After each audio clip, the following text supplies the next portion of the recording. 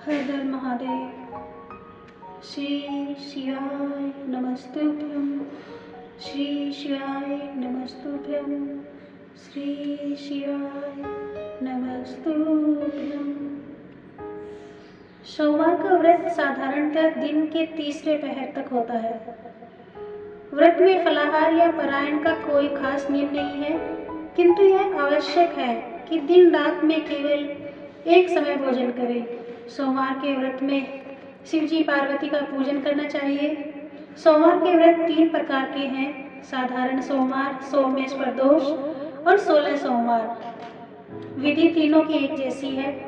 शिव पूजन के पश्चात कथा सुननी चाहिए। व्रत कथा, प्रदोष व्रत कथा तथा 16 सोमवार व्रत कथा तीनों अलग अलग हैं। जो एक नगर में बहुत धनवान साहूकार रहता था। उसके घर में धन की कमी नहीं थी, परंतु वह बहुत दुखी था क्योंकि उसके कोई पुत्र नहीं था। वह इसी चिंता में दिन रात दुखी रहता। पुत्र की कामना के लिए वह प्रत्येक सोमवार शिवजी का व्रत और पूजन किया करता था तथा सायंकाल मंदिर जाकर शिवजी के सामने दीपक जलाया करता था। उसके इस भक्ति भाव को देखकर एक समय माता पार्वती ने शिवजी महाराज से कहा, स्वामी, यह साहूकार आपका अन्य भक्त है, सदैव आपका व्रत और पूजन बड़ी श्रद्धा से करता है। आपको इसकी मनोकामना पूर्ण करनी चाहिए। शिवजी ने कहा, हे पार्वती, यह संसार कर्म क्षेत्र है। किसान खेत में जैसा बीज बोता है वैसा ही फसल काटता है। उसी तरह मनुष्य इस संसार में जैसा कर्म करते हैं वैसा ही फल भोगते हैं। माता पार्वती ने अत्यंत आग्रह से कहा, महाराज, जब यह आपका अन्य भक्त है और अगर इसको किसी प्रकार का दुख है तो उसे आपको अवश्य दूर करना चाहिए। आप तो सदैव अपने भक्तों का दयालु होते हैं और उनके दुखों को दूर करते हैं। यदि आप ऐसा नहीं करेंगे तो मनुष्य आपका पूजन तथा व्रत क्यों करेंगे? माता पार्वती का ऐसा आग्रह देख शिवजी कहने लगे, हे पार्वती, इसके कोई पुत्र नहीं है। इसी चिंता में यह अति दुखी रहता है। इसके भाग्य में पुत्र न होने पर भी मैं इसको पुत्र की प्राप्ति का वर देता हूँ, परंतु यह पुत्र केवल 12 वर्ष तक जीवित रहेगा। इसके पश्चात वह मृत्यु को प्राप्त हो जाएगा। इससे अधिक मैं इसके लिए नहीं कर सकता कुछ। माता पार्वती और भगवान शिव का यह वार्तालाप साहूकार सुन रहा था। इससे उसको न कुछ प्रसन्नता हुई और न ही कुछ दुख हुआ। वह पूर्व की तरह शिव जी का व्रत और पूजन करता रहा। कुछ समय बाद साहूकार की स्त्री गर्भवती हुई और 10वें महीने उसके गर्भ से अति सुंदर पुत्र उत्पन्न हुआ। साहूकार के घर में बहुत खुशी मनाई गई, परंतु साहूकार तो यह जानता था कि उसकी केवल 12 वर्ष की आयु है, इसलिए उसने अधिक प्रसन्नता प्रकट नहीं की और न ही किसी को यह भेद बताया। जब वह बालक 11 वर्ष का हो गया तो बालक की चिंता ने उसके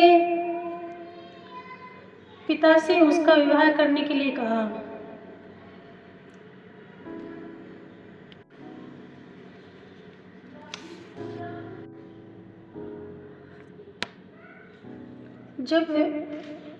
जब वह बालक 11 वर्ष का हो गया तो बालक की माता ने उसके पिता से उसका विवाह करने के लिए कहा। साहूकार ने कहा, अभी मैं इसका विवाह नहीं करूंगा, मैं अपने पुत्र की काशी पढ़ने के लिए भेजूंगा। साहूकार ने बालक के मामा को बुलाकर उसको बहुत सा धन देकर कहा, तुम इस बालक को काशी पढ़ने के लिए ले जाओ और रास्ते में जिस स्थान पर भी जाओ यज्ञ तथा ब्राह्मणों को भोजन कराते तथा दक्षिणा देते हुए जाना। दोनों मामा भांजे यज्ञ करते और ब्राह्मणों को भोजन कराते तथा दक्षिणा देते काशी की ओर चल पड़े। रास्ते में उनको एक शहर पड़ा। उस शहर के राजा की कन्या का विवाह था, परंतु जो राजकुमार विवाह कराने के लिए आया था वह एक आंख से काना था। उसके पिता को यह बात की बड़ी चिंता थी कि कहीं राजकुमार को देख राजकुमारी तथा उसके माता पिता विवाह में किसी प्रकार की अड़चन पैदा न कर दे। जब उसने अति सुंदर सेठ के लड़के को देखा तो मन में विचार किया कि क्यों न द्वाराचार के समय इस लड़के से वर का काम चलाया जाए। ऐसा मन में विचार कर राजकुमार के पिता ने उस लड़के और उसके मामा से बात की। वे राजी हो गए। फिर उस साहूकार के लड़के को वर के कपड़े पहनाकर तथा घोड़े पर बैठाकर कन्या के द्वार पर ले गए। सभी कार्य प्रसन्नता से पूर्ण हो गया। राजकुमार के पिता ने सोचा कि यदि वह कार्य भी इसी लड़के से करा लिया जाए तो क्या बुराई है। ऐसा विचार कर लड़के और उसके मामा ने कहा, यदि आप फेरों और कन्यादान के काम को भी करा दे तो आपकी बड़ी कृपा होगी। मैं इसके बदले आपको बहुत सारा धन दूंगा। दोनों ने इसे सहर्ष स्वीकार कर लिया और विवाह कार्य की बहुत अच्छी तरह से संपन्न हो गया। सेठ का पुत्र जिस समय जाने लगा तो उसने राजकुमारी की चुनरी के पल्ले पर लिख दिया, तेरा विवाह मेरे साथ हुआ है, परंतु जिस राजकुमार के साथ तुमको भेजेंगे वह एक आंख से काना है। मैं काशी पढ़ने जा रहा हूँ। सेठ के लड़के के जाने के पश्चात राजकुमारी ने जब अपनी चुनरी पर ऐसा लिखा हुआ पाया तो उसने काने राजकुमार के साथ जाने से मना कर दिया। उसने अपने माता पिता को सारी बात बता दी और कहा कि यह मेरा पति नहीं है, मेरा विवाह इसके साथ नहीं हुआ है, इसके साथ मेरा विवाह हुआ है, वह तो काशी जी पढ़ने गया है। राजकुमार के माता पिता ने अपनी कन्या को विदा नहीं किया और बारात वापस चली गई। उधर सेठ का लड़का और उसका मामा काशी जी पहुंच गए। वहां जाकर उन्होंने यज्ञ कराना और लड़के ने पढ़ना शुरू कर दिया। जिस दिन लड़के की आयु 12 साल की हुई उस दिन उन्होंने यज्ञ रचा रखा था। लड़के ने अपने मामा से कहा, मामा जी आज मेरी तबीयत ठीक नहीं है। मामा ने कहा, अंदर जाकर सो जाओ। लड़का अंदर जाकर सो गया और थोड़ी देर में उसके प्राण निकल गए।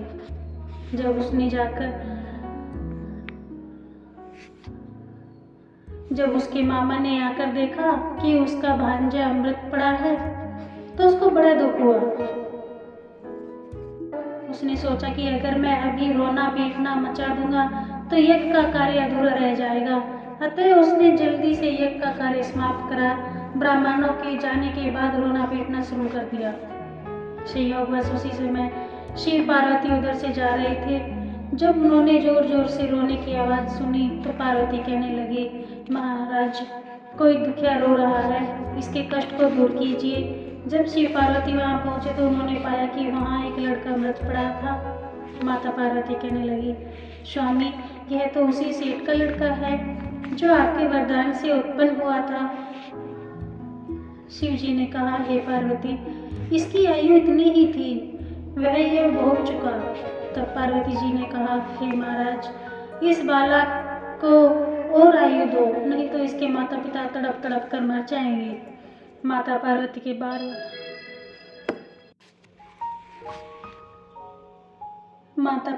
बार बार आग्रह करने पर शिव जी ने उसको जीवन का वरदान दे दिया। शिव जी की कृपा से वह लड़का जीवित हो गया। शिव जी और पार्वती कैलाश पर्वत को चले गए।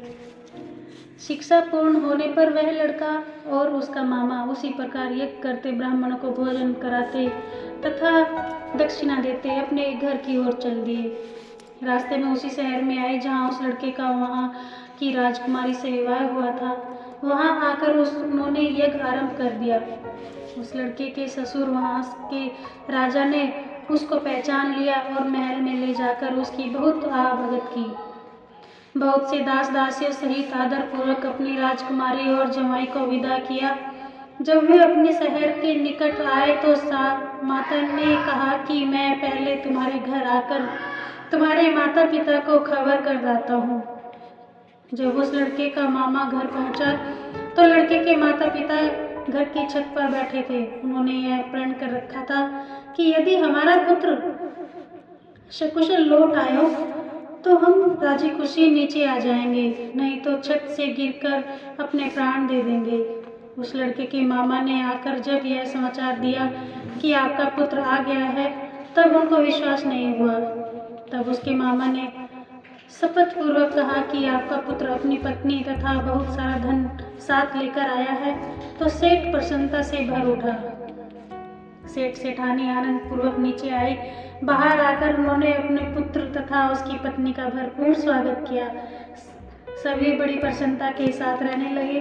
जो कोई सोमवार के व्रत को धारण करता है भक्तों, अथवा इस कथा को पढ़ता या सुनता है, उसकी सब दूर दूर होकर उसकी समस्त मनोकामनाएं पूर्ण होती हैं तथा इस लोक में नाना प्रकार के सुख भोग कर अंत में सदाशिव के लोक को प्राप्त होता है। बोलिए हर हर महादेव की जय।